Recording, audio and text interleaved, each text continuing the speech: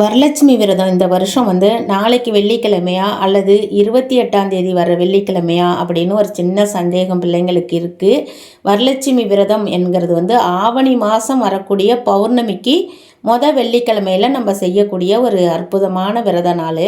அது நாளைய தினம் செய்யக்கூடியவங்களும் தாராளமாக செய்யலாம். அப்படி செய்ய முடியாதவர்கள் அடுத்த வெள்ளிக்கிழமை 28ஆம் தேதி வர்ற வெள்ளிக்கிழமையும் நீங்கள் செய்யலாம். அன்றைய தினம் காலை 10 மணி வரைக்கும் உங்களுக்கு பௌர்ணமி இருக்கிறதுனால 9 to 10 அந்த நேரத்தில் நம்ம அற்புதமாக நம்ம நோன்பு கும்பிட்டு நோன்பு சரடை நம்ம கையில் கட்டிக்கிட்டு அதுக்கப்புறம் நம்ம பொறுமையாக பூஜை கூட நம்ம செஞ்சுக்கலாம். அதாவது ஒவ்வொரு லட்சுமிக்கும் ஒவ்வொரு விதமான பலன்கள் உண்டு. நம்ம வரலட்சுமி தாயாரை கும்பிட்டோம்னா அத்தனை விதமான லட்சுமிகளையும் கும்பிட்ட பலன் நமக்கு கிடைக்கும்.